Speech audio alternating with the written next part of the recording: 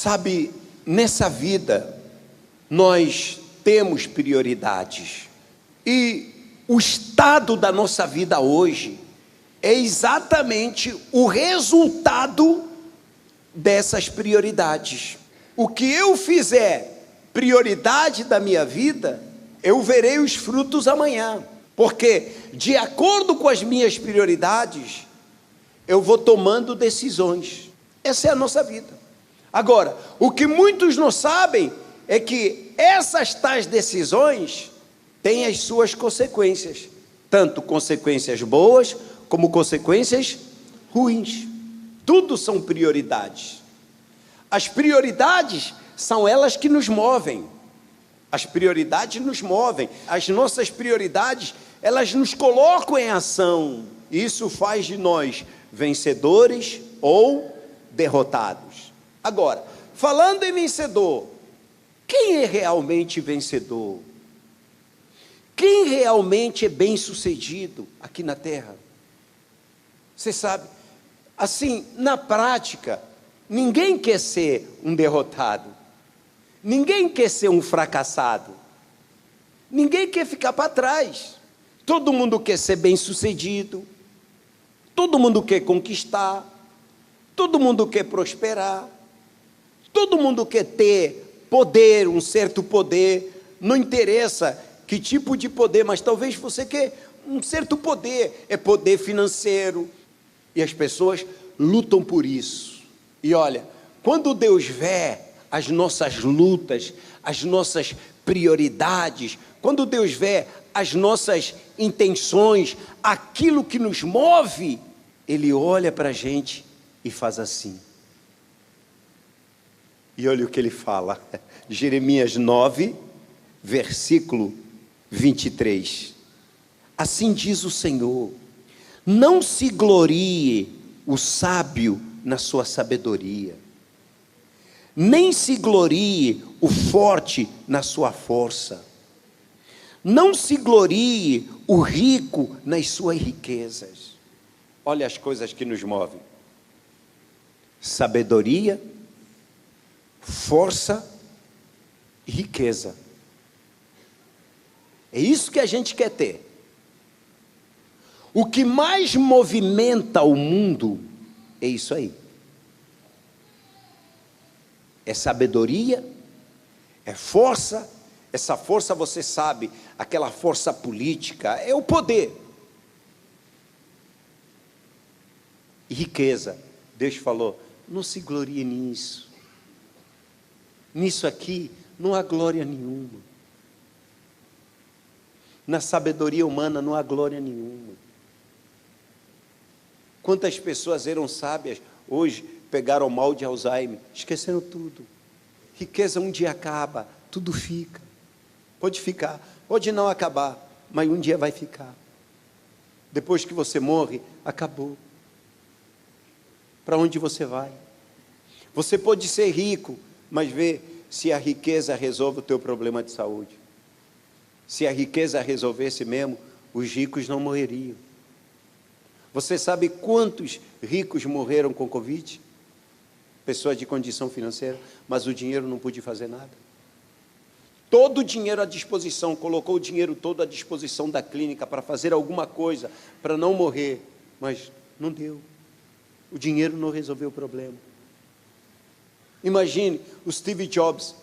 Me fala, o que precisaria fazer que não fez para ele não morrer? Tudo aquilo que o dinheiro podia fazer, fez. Mas o dinheiro não é tudo. A riqueza toda ficou, deixou uma marca. Deixou uma marca. O homem é bem sucedido fisicamente, mas espiritualmente. Agora você entende o que Deus fala aqui? Não se glorie o homem na sua sabedoria, ou na sua força, ou na sua riqueza. Então, no que eu devo me gloriar? Presta atenção, no que eu devo me gloriar, é nisso que eu devo focar, é nisso que eu tenho que colocar toda a minha força. Mas então, no que é? Ele explica aqui no versículo 24, diz assim: mas o que se gloriar, glorie-se nisso, é me entender e me conhecer, que eu sou o Senhor, que faço beneficência, juízo e justiça na terra, porque todas essas coisas me agradam, diz o Senhor. Como é que é, bispo? É isso mesmo que você leu. Se alguém deve gloriar-se, mas deve gloriar-se nisso, em entender Deus e conhecer. São duas coisas, entendê-lo e conhecê-lo. Sabe por que as pessoas sofrem? Sabe por que as pessoas fracassam? Porque não entendem Deus e não o conhecem. Se a gente parar e olhar na história, quantos foram escolhidos por Deus e fracassaram? Não basta ser escolhido. Eles foram escolhidos, mas não aprovaram. Por que não aprovaram? Porque não entenderam Deus. Caim não entendeu Deus. Deus tentou falar com ele, Deus tentou lhe fazer entender: Caim, se você fizer o que é certo, haverá aceitação para você também. Eu não faço separação de pessoa, faço o que é certo. Caim não entendeu e enveredou pelo caminho da rebeldia, e aí acabou se perdendo. Você olha, quem escolheu Saul para ser rei foi o próprio Deus. Saul não foi escolhido pelo povo, Saul não foi escolhido porque tinha poder, porque era rico. Não, Saul não tinha condição nenhuma, Saul não era rico.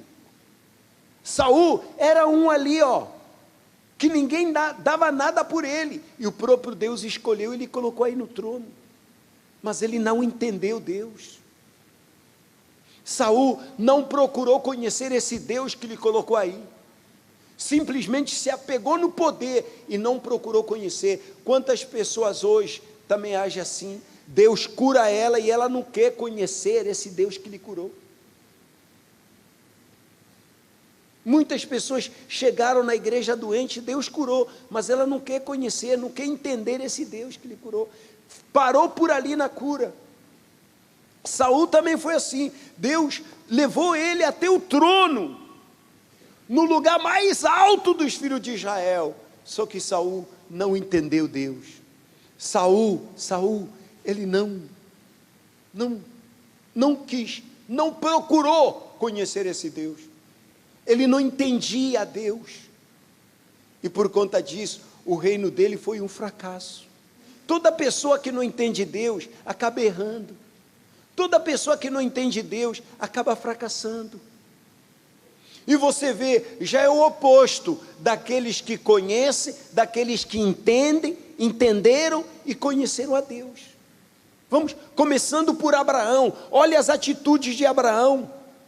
Abraão ouviu o chamado de Deus, Abraão entendeu Deus, Abraão conheceu a Deus. Olha as atitudes dele.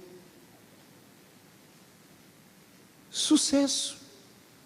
Foi um vencedor. Foi o vencedor.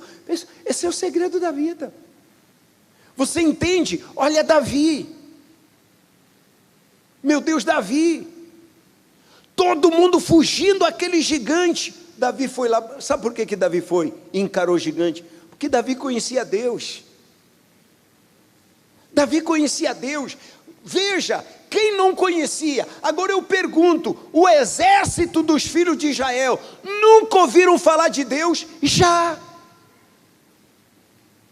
O profeta já pregou para eles. O profeta já falou desse Deus. Eles ouviram falar do que Deus fez no Egito. Eles ouviram falar do que Deus fez. Deus abriu o mar vermelho. Eles ouviram falar que as muralhas caíram. Sabiam de tudo isso. Não faltava conhecimento sobre Deus. Mas tem uma coisa, eles só conheciam Deus de ouvir falar. Por isso fracassaram. Por isso ficaram com medo. Mas Davi não. Davi conhecia esse Deus. Por isso Davi não teve medo. Quem conhece Deus sabe quem é Deus. Então, se ela sabe quem é Deus, vai ter medo de quê? Vai ter medo do câncer? Vai ter medo do vício que está no filho? Vai ter medo de quê? Vai ter medo da perseguição? Vai ter medo dos inimigos que se levantam contra ela? Agora imagine, quando a pessoa não tem medo, qual é a reação dela? Hein? Quando a pessoa não tem medo, quando a pessoa tem certeza que o problema vai se resolver, quando a pessoa tem certeza que Deus é com ela, quais são as atitudes dela? Quais são as decisões dela? Lembra o que eu falei no início? Que a nossa vida é o quê? É um conjunto de decisões. Nós somos o que somos hoje por causa das decisões que nós tomamos lá atrás. Mas agora presta atenção nessa pergunta. Essas decisões foram movidas por quê? Pela dúvida ou pela fé? Essa decisão, ela foi tomada de acordo com o que você conhece de Deus ou não? É por isso que Deus fala, se tem alguém que deve gloriar-se, glorie-se nisso, é me entender e me conhecer, porque quem conhece a Deus tem tudo, quem conhece a Deus não teme nada, quem conhece a Deus encara tudo de cabeça erguida, quem conhece a Deus sabe que Deus é com ela, sabe que Deus não vai falhar. Mas quem conhece, age na dúvida. Paulo falou assim, eu sei em quem tenho crido, eu sei. Vocês podem falar o que quiserem falar, amém? Podem falar o que quiserem falar, podem me condenar, olha, o que vocês acham, o que vocês falam, o que vocês pensam, isso pouco me importa, porque eu sei em quem eu tenho crido.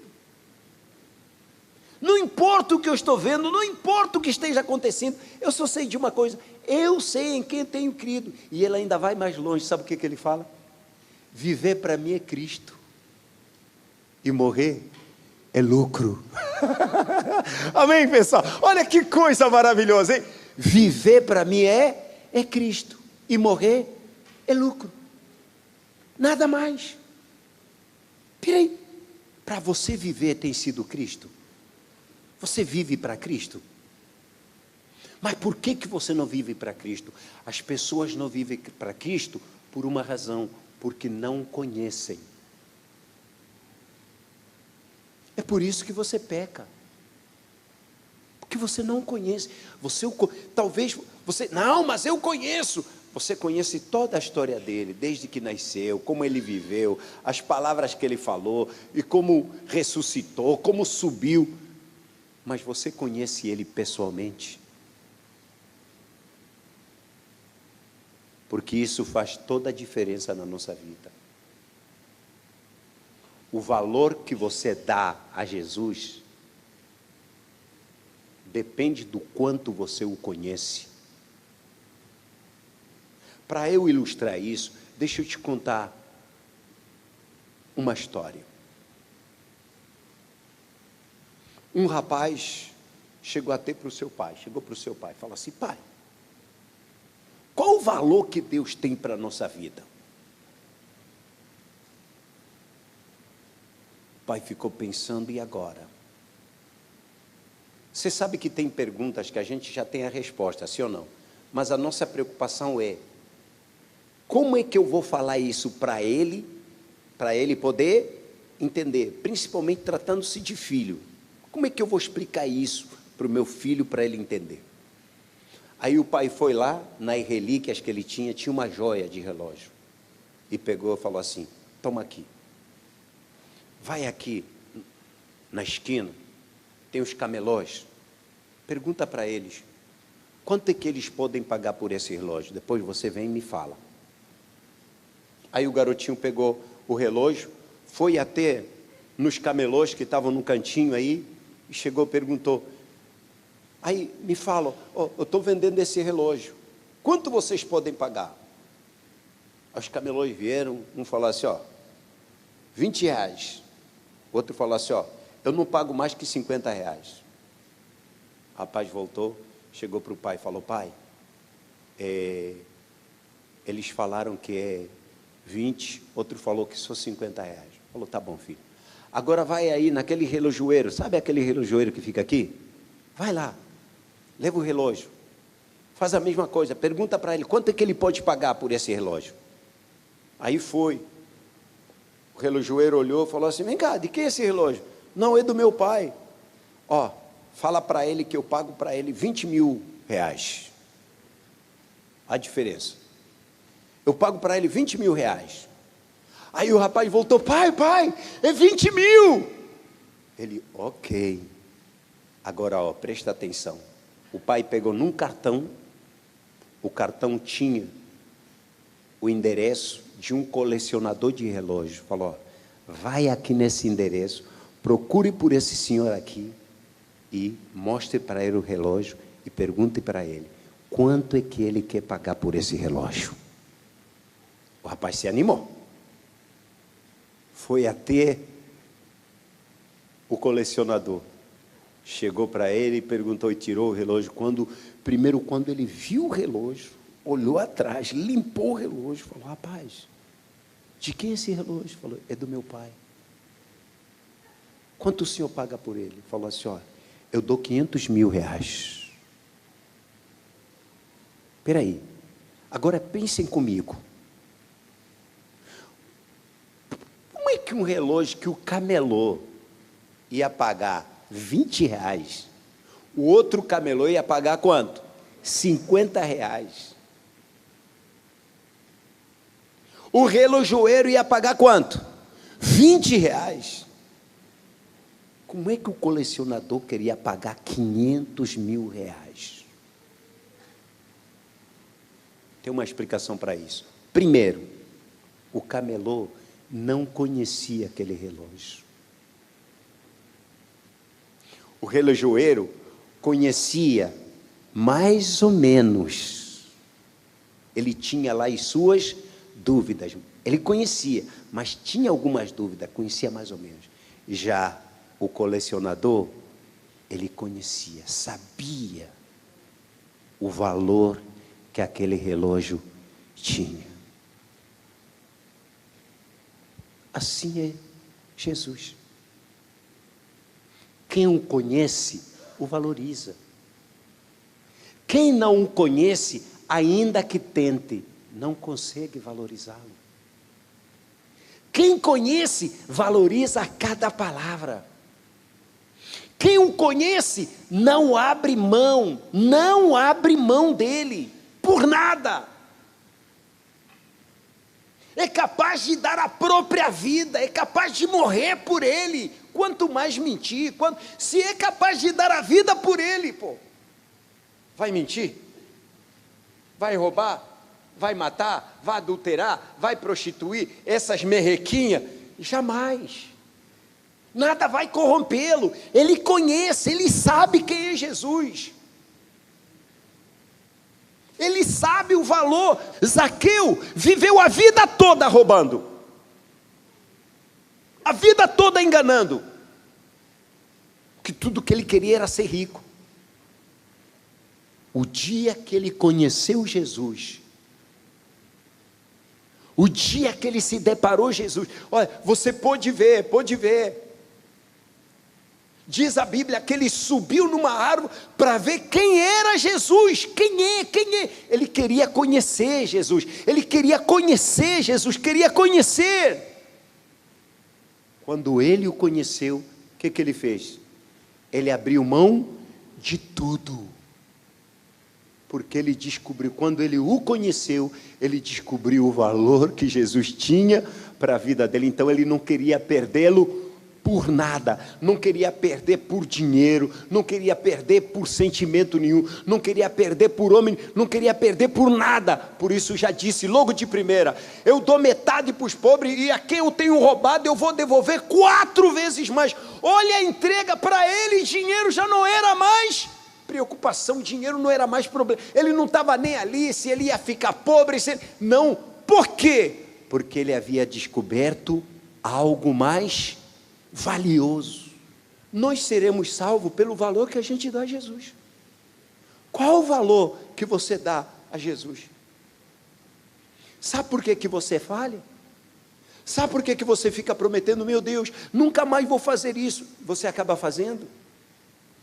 O teu problema não está no fazer, o teu problema é que você não conhece. É por isso que você é. Uma vez um jovem chegou para mim e falou assim, bispo, por que eu sou assim? Falei, assim como? É que eu falo para Deus que eu nunca mais vou, mas eu acabo caindo. Eu estou sempre caindo no mesmo pecado. Depois que eu caio, eu me sinto mal.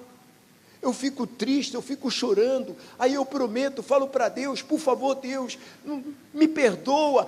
Mas eu nunca mais vou fazer, a partir de hoje eu nunca mais vou fazer. Mas passa um tempo, eu acabo caindo de novo. Eu falei, filho, sabe qual é o problema? É que você não conhece Deus. Você o conhece de ouvir falar. Você precisa ter uma experiência pessoal com Ele. Não é só contar, aconteceu isso na vida de João, aconteceu aquilo na vida de Pedro. Paulo, ele teve um encontro assim. E eu? E você, qual é a sua história com Jesus? Você o conhece mesmo? Se você o conhecer, você vai dar vida. Você vai morrer por Ele. No passado, quantos deram a vida? Quantos morreram por Ele? Foram lançados na arena para serem comidos pelos leões. E não estavam nem aí. Preferiram morrer do que fazer a vontade do imperador e continuar vivos. Entre viver sem Ele, eu prefiro morrer com Ele. Olha só. Mas por quê? Porque o conheciam. Pessoal, ninguém morre duvidando. Ninguém vai morrer, preste atenção, deixa eu colocar bem essa palavra para que você possa entender. Ninguém morre por algo que ela mesmo duvida. As pessoas morrem por algo que elas têm certeza, por algo que elas conhecem. Isso é um fato. O que você precisa fazer? Procure entendê-lo. Procure conhecê-lo. Bispo, há um conflito dentro de mim. Fale com ele, que é um conflito dentro de você, que você quer conhecê-lo. Senhor, eu quero te conhecer. Deixa-me te conhecer. Espera aí, qual a explicação? Imagine só. Milhares de pessoas, dentre eles, judeus. Quando tocaram os instrumentos de música, todos eles se ajoelharam diante da estátua, menos Sadraque, Mesaque, Abidnego, com a fornalha acesa e uma ordem: quem não dobrar, quem não se curvar, vai ser assado nessa fornalha. Eles não se curvaram. Espera aí, qual a explicação que tem? Como é que eles não vão se intimidar diante daquela fornalha? Você sabe o que é ser queimado vivo? Eles não se dobraram. Mas por quê?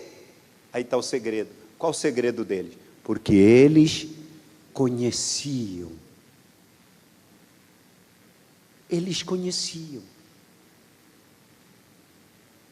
Os outros judeus que estavam ali, me fala, qual judeu que nunca ouviu falar de Deus? Nenhum. Mas a diferença é essa, é ouvir falar, conhecer a Deus por ouvir falar. E isso aqui é a realidade de muitos aqui. Conhece a Deus, conhece a Bíblia, conhece a história toda, mas espera aí, você conhece verdadeiramente o dono da história? Esse Jesus aí, você o conhece pessoalmente? Eu lembro, quando eu comecei a dar os meus primeiros passos, na hora da oração, eu orava e sentia que a minha oração está subindo para o céu. Oh meu Deus, sabe, aquela fé de fazer a oração, fazer o quê? Subir. Depois que eu tive encontro com Ele, depois que eu o conheci, hoje a minha oração não sobe. Hoje eu falo com aquele que está onde? Dentro de mim. Eu não preciso que suba, porque Ele já está aqui dentro de mim. A certeza é tão grande que Ele está dentro de mim, que eu converso com Ele. Senhor, eu estou aqui. Eu estou enfrentando isso. E eu falo com Ele, e há uma certeza que Ele está me ouvindo, mas não do lado de fora. Ele está me ouvindo. Da onde? De dentro. Isso faz toda a diferença. Ah, meu irmão, isso me traz uma paz. Mas uma paz, um gozo. Toda vez que termina uma oração, a certeza de que a resposta está ali é tão grande, porque não tem como eu dizer, a minha oração não subiu, não precisa subir não. Ele já está aqui, ó. Ele habita em mim. Entenda o que Paulo disse, viver para mim é Cristo, viver é Cristo, viver é Cristo. A vida tem sentido quando viver é Cristo. Viver para Cristo é fazer Ele o topo das minhas decisões. Ele é o primeiro. A minha decisão tem que girar tudo em torno de quem, gente? É tudo dele, em torno dele. Você não pode tomar decisão pelo negócio, pelo lucro que vai dar, não. É por Jesus. Você não pode tomar a decisão de se casar pela beleza, não, ou pelo que tem, não, ou então pelo, enfim, não, é por Jesus. Ela vai somar na minha comunhão com Jesus. Olha a decisão, na escolha que eu fizer, eu sempre primeiro vou pensar em Jesus. No negócio que eu fizer, eu sempre primeiro vou pensar em quem? Em Jesus. Isso não vai atrapalhar a minha comunhão com Jesus? Isso vai me ajudar na minha vida com Jesus ou vai me afastar de Jesus? Por exemplo, o casal se casou agora, não tinha filho. Depois que tem filho, tudo volta para quê? Todas as decisões fica voltado em função de quem? Do filho que tem, não é assim? Não, agora a gente tem filho, agora a gente... Imagine quando é Jesus. Quando tudo é voltado para Jesus. A sua vida passa a ser luz. A glória de Deus é refletida em você. Você vive de cabeça erguida. Não tem o que temer. E olha, esse é o sucesso. Quer ser bem sucedido? Não pense que tendo muito dinheiro que você vai ser bem sucedido. Você é bem sucedido quando você conhece Jesus, quando você entende Jesus, porque tem pessoas que não entendem,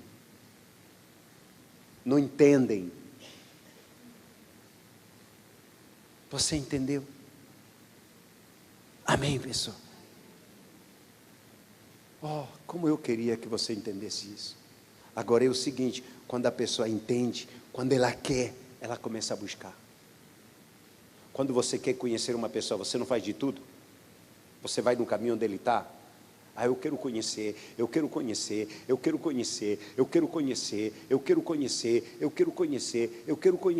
Quem quer, busca. Zaqueu fez isso. Zaqueu não olhou para a multidão, Zaqueu não olhou para... não pensou duas vezes o que as pessoas iam pensar, não. Ele subiu numa árvore. Ele era o único que estava lá na árvore. Homem rico, conhecido, famoso naquela cidade, ele estava na árvore, porque queria conhecê-lo. Qual o esforço que você tem feito para tentar conhecê-lo? Você o conhece pessoalmente? Não conhece o que você tem feito para conhecê-lo? Ou você acha que as coisas vão acontecer naturalmente? Não, ele disse, buscai buscar-me-eis e me achareis quando me buscares de todo o vosso coração. Ele falou, aquele que me busca vai me encontrar, mas lembre-se, é buscar. E a busca tem que ser de todo o coração, é uma entrega total, é aquela busca. Meu Deus, eu quero te conhecer. É você acordar de madrugada. Você quer mesmo conhecê-lo? Então você vai se esforçar para conhecê-lo.